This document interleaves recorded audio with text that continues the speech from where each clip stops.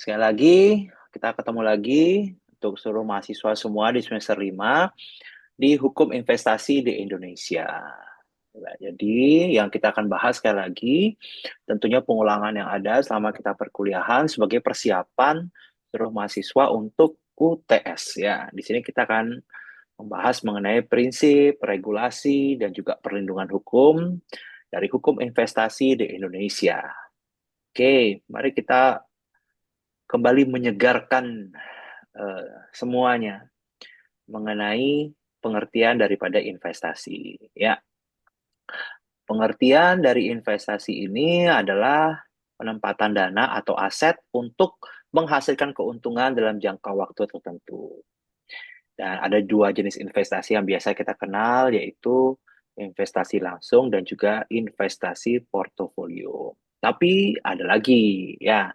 Oke, sekali lagi, investasi ini tentunya adalah proses penempatan dana atau aset dengan harapan apa? Mendapatkan keuntungan atau peningkatan nilai di masa depan, ya kan? Kita mau invest nih, apa tuh artinya? Ya, peningkatan suatu nilai di masa depan. Ini bisa dilakukan dengan berbagai bentuk, seperti saham, seperti obligasi, seperti properti, atau usaha bisnis ya. Dan tujuan utama investasi adalah meningkatkan nilai kekayaan atau mendapatkan pendapatan pasif dan biasanya melibatkan analisis terhadap resiko, potensi keuntungan, baik itu dalam jangka pendek maupun jangka panjang. Jenis-jenis investasi itu meliputi yang biasa kita tahu, tidak hanya dua yang tadi ada. Ternyata kita juga sering mendengar namanya investasi saham. Itu apa?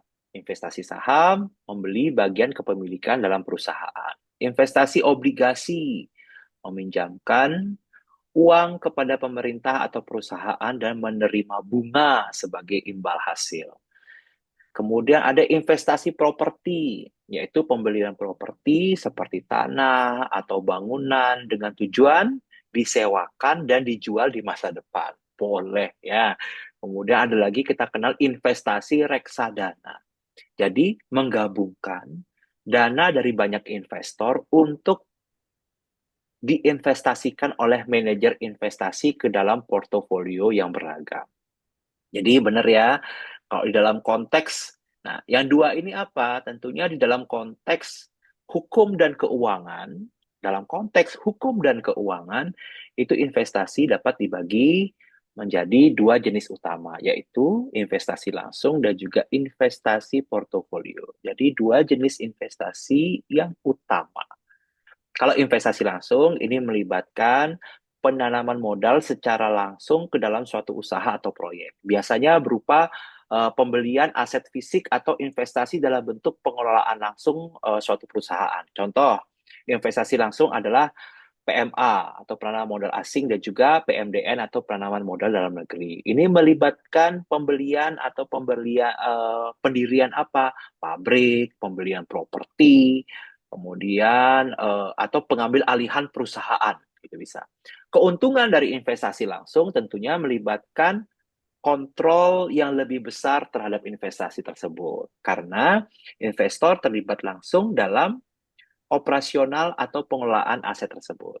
Kemudian investasi portofolio. Nah, ini adalah investasi yang dilakukan dengan membeli aset-aset finansial seperti membeli saham, kemudian membeli obligasi atau surat berharga lainnya tanpa terlibat langsung dalam pengelolaan perusahaan. Tujuannya apa? Tujuannya untuk mendapatkan keuntungan dari peningkatan nilai atau pendapatan pasif seperti dividen atau bunga.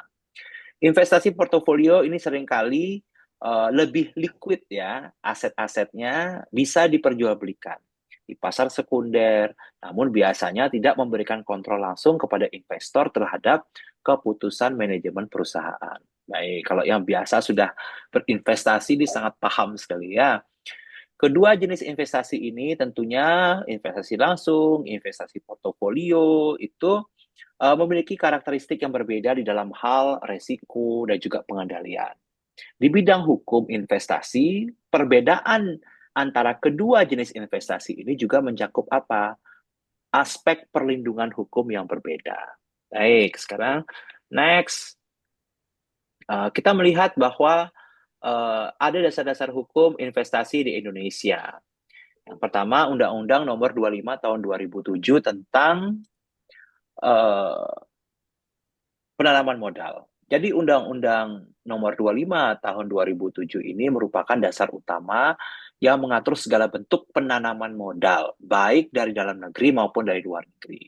Nah, undang-undang ini bertujuan untuk menciptakan iklim investasi yang kondusif, ya, jadi memberikan perlindungan hukum kepada investor serta mendorong pengembangan ekonomi nasional. Ada beberapa poin penting di dalam undang-undang ini. Yang pertama, perlakuan yang sama terhadap investor asing dan domestik. Yang kedua, adanya jaminan perlindungan hukum atas investasi yang sah. Yang ketiga, hak investor atas transfer atau repatriasi keuntungan. Kemudian selanjutnya ada penyediaan fasilitas penanaman modal seperti perizinan dan keringanan pajak. Kemudian bagaimana dengan undang-undang Omnibus Law? Jadi kalau undang-undang Cipta Kerja tentunya memperkenalkan berbagai formasi regulasi yang bertujuan untuk memudahkan peningkatan dari berusaha dan juga investasi di Indonesia. Jadi beberapa hal penting yang terkait dengan investasi yang diatur di dalam Undang-Undang Cipta Kerja itu ada penyederhanaan perizinan investasi, ya, termasuk yang kita kenal sekarang namanya OSS, Online Single Submission. Ya, kemudian ada pengaturan yang lebih fleksibel tentang ketenaga kerjaan yang mempengaruhi iklim investasi. Kemudian di dalam Omnibus Law ada penyederhanaan prosedur. Nah, penyederhanaan prosedur untuk pendirian usaha. Itu tadi kemarin kita bahas mengenai PT ya. Nah, itu dia. Ada penyederhanaan prosedur.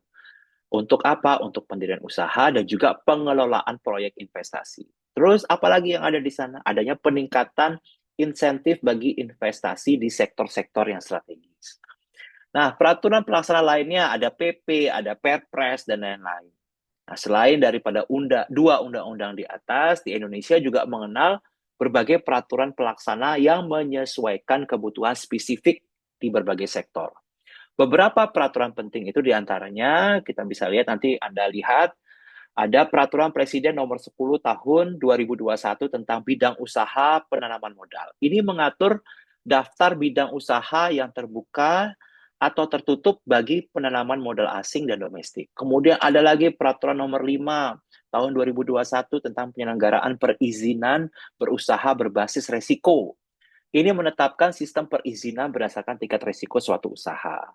Kemudian ada lagi peraturan-peraturan lain yang nanti Anda bisa baca, Anda bisa literasi lagi yang berkaitan dengan insentif pajak, kemudian kawasan ekonomi khusus, ataupun investasi hijau yang turut mendukung investasi di berbagai sektor.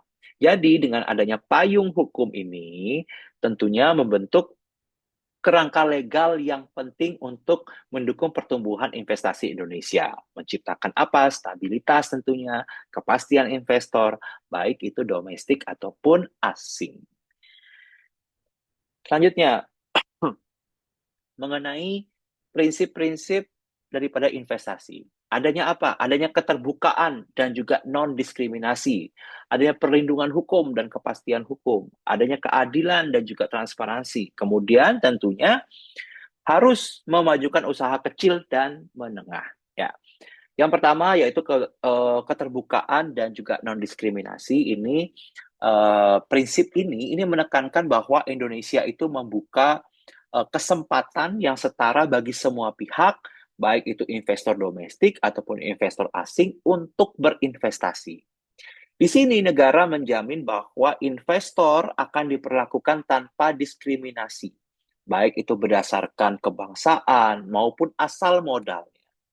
Dengan adanya prinsip keterbukaan ini, pemerintah tentunya berkomitmen memberikan akses yang lebih luas terhadap informasi terkait kebijakan dan regulasi investasi, sehingga investor dapat membuat keputusan yang tepat. Kemudian yang kedua yaitu perlindungan hukum dan kepastian hukum. Maksudnya apa? Jadi ini merupakan landasan yang penting dalam investasi. Jadi investor itu berhak mendapatkan perlindungan atas aset dan investasinya dari tindakan nasionalisasi atau pengambil alihan secara sepihak oleh pemerintah. Selain itu, regulasi yang jelas dan tidak berubah-ubah, ya, apalagi berubahnya tiba-tiba ini ya, jangan sampai ya, karena kita harus memberikan jaminan bagi investor bahwa bahwa investasi mereka itu aman dalam jangka panjang, ya kan? Hal ini juga mencakup apa? Hak investor untuk mengajukan penyelesaian sengketa melalui mekanisme yang adil dan transparan, baik itu di tingkat nasional maupun internasional. Kemudian prinsip-prinsip investasi yang ketiga yaitu keadilan dan transparansi. Jadi kalau keadilan dalam berinvestasi berarti setiap investor diperlakukan secara adil tanpa memihak kepada satu pihak tertentu. Sementara transparansi menekankan pada keterbukaan pemerintah dalam hal kebijakan dan pengaturan investasi. Sehingga proses investasi berjalan secara akuntabel. Ya, transparansi juga mencakup apa? Keterbukaan dalam penyediaan informasi terkait prosedur perizinan, insentif, dan juga regulasi yang berlaku sehingga mencegah terjadinya praktek korupsi dan juga maladministrasi. Kemudian, prinsip-prinsip investasi yang terakhir yaitu memajukan usaha kecil dan menengah. Ini maksudnya apa? Jadi, prinsip ini penting sekali untuk pemberdayaan usaha kecil dan menengah dalam iklim investasi di Indonesia. Pemerintah ini mendorong sinergitas antara investor besar dengan UKM melalui kemitraannya atau program-program yang membantu meningkatkan daya saing. Investasi ini juga diarahkan untuk memperkuat kapasitas UKM dalam rangka menciptakan lapangan kerja, kemudian menciptakan resiko mengurangi kesenjangan ekonomi gitu ya, serta memajukan ekonomi lokal. Di dalam banyak kasus, insentif khusus ini diberikan kepada investor yang mendukung pengembangan UKM, terutama di sektor-sektor strategis dan daerah-daerah yang tertinggal. Baik, keempat prinsip ini tentunya akan menciptakan iklim investasi yang sehat, berkelanjutan, dan inklusif. Itu sejalan dengan upaya Indonesia untuk menarik lebih banyak modal dan mempercepat pertumbuhan ekonomi. Ya, selanjutnya yang kita bahas adalah mengenai jenis-jenis investasi. Ada investasi langsung, seperti contohnya pembelian properti atau mendirikan usaha. Kemudian investasi tidak langsung atau portofolio, yaitu berupa saham atau obligasi. Kemudian kita juga mengenal tadi adanya investasi domestik dan juga investasi asing. Investasi langsung, tadi saya sudah jelaskan bahwa bentuk investasi di mana seorang investor itu secara langsung menanamkan dana dalam proyek atau usaha tertentu dan memiliki kontrol, intinya memiliki kontrol atau pengelolaan langsung atas aset yang diinvestasikan.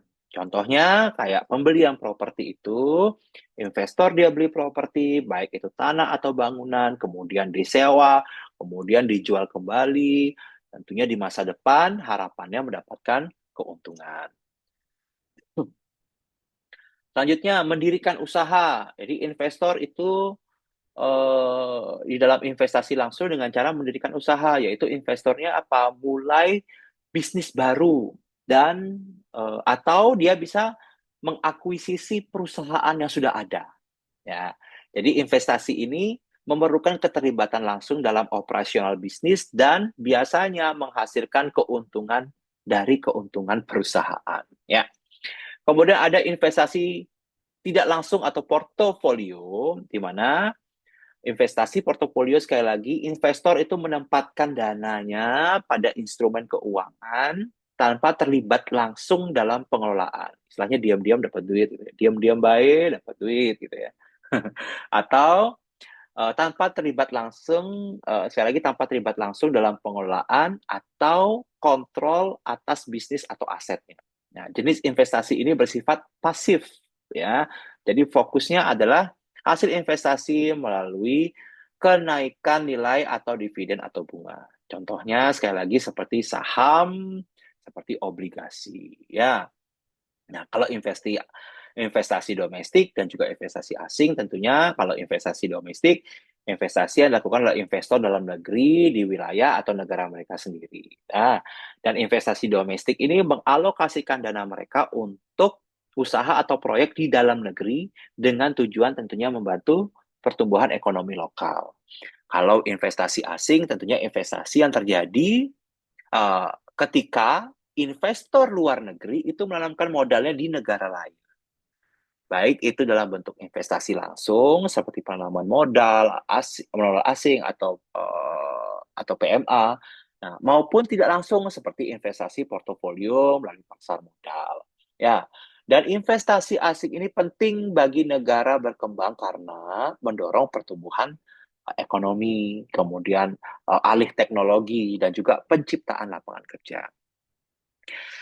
Dari jenis-jenis investasi menurut dengan kategorinya, nah ini tentunya mencerminkan berbagai cara ya. Ada berbagai cara. Kemudian bentuk investornya dalam mengalokasikan dana mereka, modal mereka, ya. Baik itu secara langsung maupun tidak langsung. Kemudian kita melihat juga kategorinya yaitu di dalam negeri atau di luar negeri. Nah, semuanya tentunya sama tujuannya untuk memaksimalkan keuntungan dan pertumbuhan ekonomi. Nah, yang perlu Anda pahami juga di sini sebagai bahan panduan untuk mempelajari lebih lanjut yaitu mengenai perlindungan hukum bagi investor. Ya, perlindungan hukum yang pertama perlindungan terhadap penyitaan tanpa dasar. Nah, salah satu perlindungan hukum yang fundamental bagi investor adalah jaminan kalau aset investasinya tidak dapat disita secara sepihak oleh pemerintah tanpa dasar hukum yang jelas.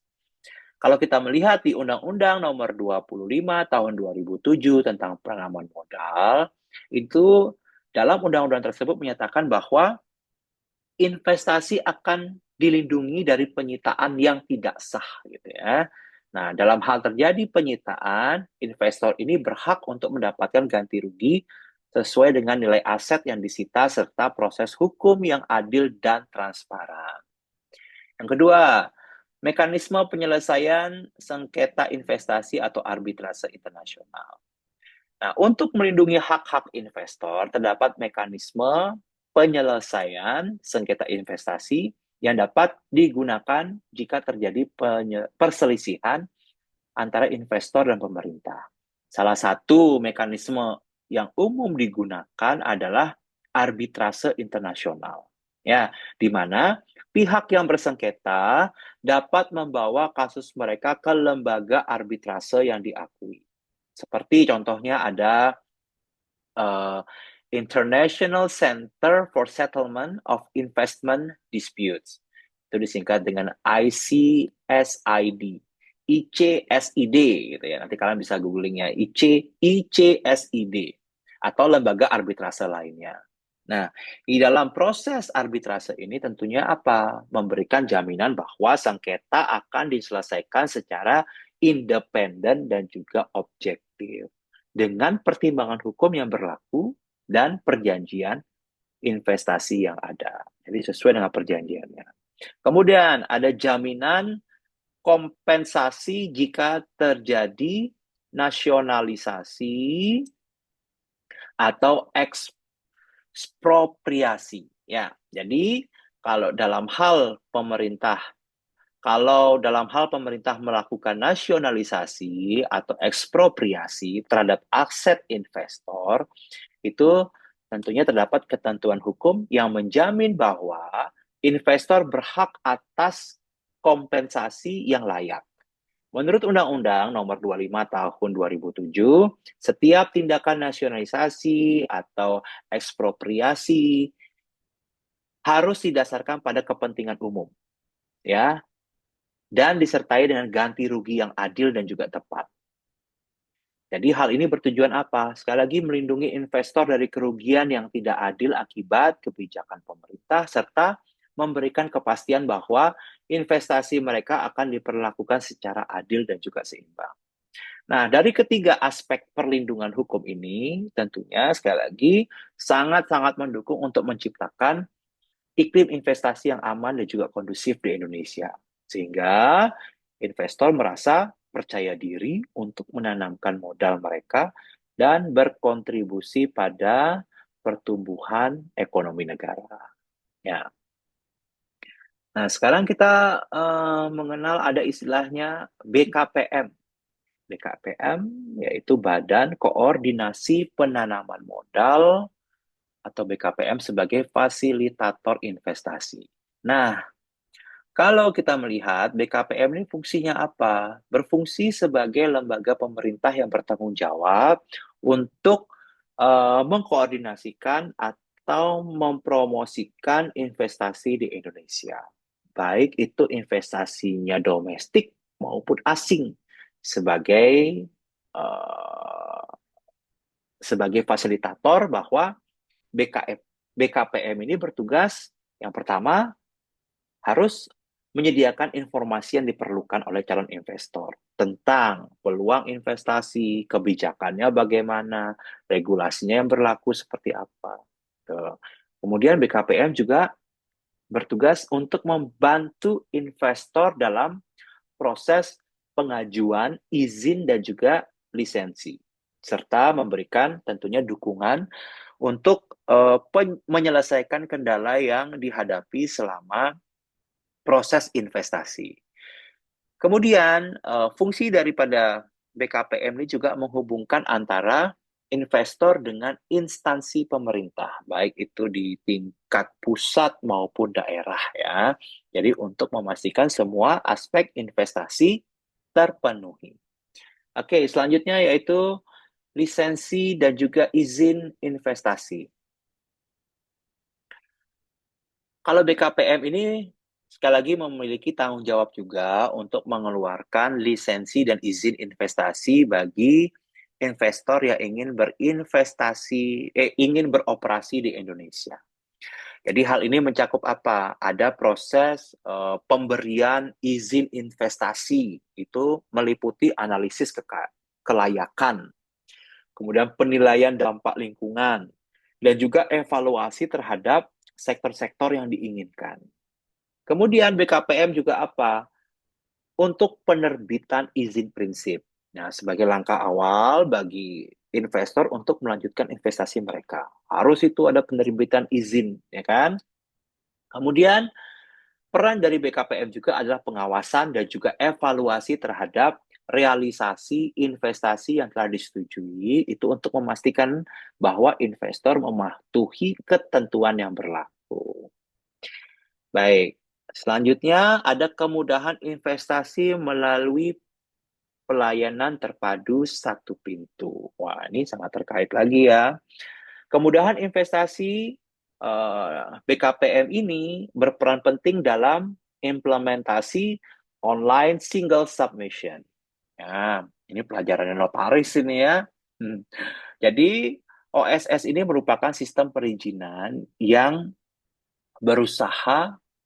perizinan berusaha berbasis risiko. Ya, jadi OSS adalah sistem perizinan berusaha berbasis risiko. Itu tujuannya untuk mempermudah dan mempercepat proses perizinan investasi. Melalui OSS ini, BKPM menyediakan layanan terpadu yang mengintegrasikan semua proses perizinan ke dalam satu platform online.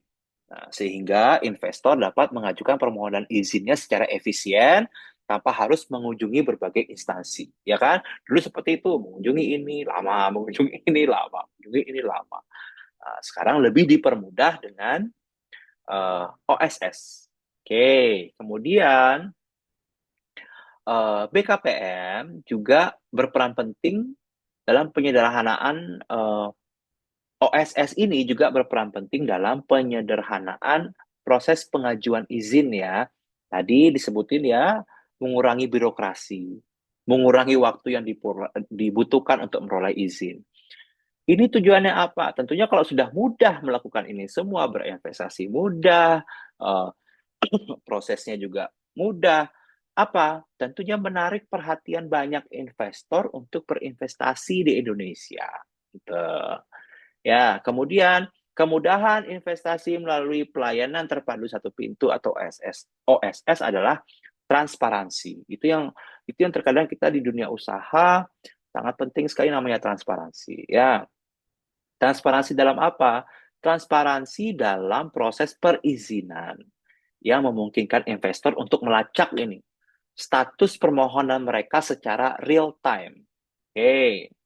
Nah, sekali lagi, peran BKPM sebagai lembaga yang memfasilitasi investasi ini sangat-sangat krusial, tentunya dalam menciptakan iklim investasi yang kondusif, mempermudah proses berusaha, dan mendukung pertumbuhan ekonomi nasional. Baik, untuk slide selanjutnya, kemudian bagaimana sih tantangan dan risiko investasi di Indonesia? Gitu. Ya, ini nanti akan jadi pertanyaan pada diskusi saya ya. Jadi silahkan untuk mahasiswa bisa menanggapi bagaimana tantangan dan risiko investasi di Indonesia. Atau nanti kita diskusi bagaimana sih pendapat Anda mengenai investasi sekarang di Indonesia. Silakan disampaikan ya. Pada akhir saya memberikan penjelasan. Tantangan dan risiko investasi di Indonesia yang pastinya pertama yaitu ketidakpastian hukum. Bahaya ini ya, ada yang kalau sampai adanya ketidakpastian hukum. Ketidakpastian hukum tentunya merupakan tantangan yang paling signifikan bagi investor. Hal ini terjadi seringnya karena apa? Karena ketidakjelasan antara penerapan hukum dan juga regulasinya. Ini menyebabkan apa? Interpretasi yang berbeda-beda apabila saat terjadi di lapangan. Itu loh, ya. Teori sama prakteknya bisa berbeda gitu ya. Oke, kemudian apa? Resiko sengketa hukum yang dapat muncul akibat kebijakan pemerintah yang tidak konsisten atau tidak jelas. Jadi investor ini mungkin menghadapi kesulitan dalam mempertahankan hak-hak mereka kalau hukum tidak ditegakkan secara adil. Kemudian ada kurangnya transparansi dalam proses hukum dan juga regulasi, ya, yang dapat tentunya menciptakan keraguan-raguan di kalangan investor. Selanjutnya adalah perubahan regulasi. Nah, lingkungan regulasi yang dinamis di Indonesia ini tentunya dapat menyebabkan tantangan bagi investor. Beberapa faktor yang mempengaruhi itu termasuk apa? Perubahan kebijakan dari pemerintah yang mendadak dan tidak terduga, seperti reformasi atau pengenalan undang-undang baru yang berdampak langsung pada investasi. Ada kompleksitas regulasi yang sering berubah, yang mungkin memerlukan investor untuk terus-menerus itu dia menyesuaikan ya strategi mereka dan juga harus memastikan kepatuhannya mereka. Selanjutnya, dengan perubahan regulasi ini tentunya ada ketidakpastian mengenai kebijakan yang terkait dengan sektor-sektor tertentu. Ini dapat mempengaruhi keputusan investasi dan perencanaan jangka panjang. Dalam di kelas saya sudah sampaikan ya, kalau misalnya regulasinya selalu berubah, tidak jelas, praktek dan teorinya berbeda, wah itu sangat-sangat tidak menarik para investor untuk berinvestasi. Nah, yang kedua, tantangan dan risiko dari investasi adalah perubahan regulasi. Oke, untuk perubahan regulasi tentunya tadi sudah saya sampaikan bahwa perubahan kebijakan sekali lagi tidak berubah dan sebagainya. Oke, yang ketiga ya, berarti langsung yang ketiga yaitu stabilitas politik dan juga ekonomi. Stabilitas politik dan ekonomi ini sangat penting sekali menciptakan iklim investasi yang kondusif ya. Tantangan yang terkait itu apa? Meliputi mungkin adanya ketidakstabilan politik seperti konflik sosial, perubahan pemerintahan atau ketegangan politik. Nah, itu dapat menciptakan ketidakpastian bagi investor ini dan juga bisa mengurangi minat dia untuk berinvestasi. Wah, gawat sekali ya. Kemudian ada juga volatilitas ekonomi termasuk ada fluktuasi nilai tukar, inflasi, kemudian pertumbuhan ekonomi yang tidak konsisten. Gitu. Nah, ini apa? Tentunya dapat mempengaruhi proyeksi keuntungannya dia dan juga resiko investasinya dia gitu. Ya, adanya apalagi tentunya ancaman keamanan seperti terorisme atau kejahatan. Nah, ini juga dapat menambah resiko bagi investor, terutama di sektor-sektor yang lebih rentan. Baik, untuk menghadapi tantangan dan resiko ini tentunya investor ya perlu untuk melakukan analisis yang menyeluruh dan mempertimbangkan berbagai strategi mitigasi resiko. Ini termasuk melakukan penelitian pasar yang mendalam. Dia harus berkolaborasi tentunya dengan mitra lokalnya yang dia percayai. Kemudian harus memahami regulasi dan kebijakan pemerintah yang berlaku. Nah, dengan pendekatan yang berhati-hati, investor tentunya dapat meminimalisir resiko yang terjadi dan juga memanfaatkan peluang yang ada di pasar Indonesia. Oke, selanjutnya, nah di sini ada kesimpulan ya, investasi di Indonesia terus berkembang dengan regulasi yang semakin ramah investor. Iya, penting bagi investor untuk memahami peraturan yang berlaku serta resiko yang ada. Jadi, memang dalam beberapa tahun terakhir ini ya telah menunjukkan adanya beberapa kemajuan untuk menciptakan lingkungan investasi yang lebih kondusif. Regulasinya semakin ramah untuk investor, serta implementasi dari OSS, yaitu Online Single Submission, dan juga ada uh, uh, penyederhanaan proses perizinan. Ya, ini kalau kita lihat tentunya sudah banyak berkontribusi pada peningkatan minat investasi domestik dan juga asing. Nah, selain itu juga ada komitmen dari pemerintah untuk memperbaiki infrastruktur dan mendorong pengembangan sektor-sektor strategis juga menjadi faktor yang penting dalam menarik lebih banyak investor. Nah, tadi seperti yang kita lihat seperti di layar TV kemarin, sekarang ada ini ya, Menko yang mengurusi bagian infrastruktur ya. Nah, ini juga mungkin terkait dengan kemudahan atau upgrade-nya dari hukum investasi yang ada di Indonesia. Ya, nanti coba deh kalian lihat itu. Ada Menko satu yang unik sekali, Menko Infrastruktur dan apa gitu ya. Oke. Kemudian yang kedua itu penting juga bagi investor untuk memahami peraturan yang berlaku serta resiko yang ada. Tentunya, meskipun peluang investasi di Indonesia ini terus dia meningkat, gitu, ya terus dia meningkat. Penting juga bagi investor untuk memiliki pemahaman yang mendalam mengenai peraturan yang berlaku serta resiko yang mungkin dihadapi.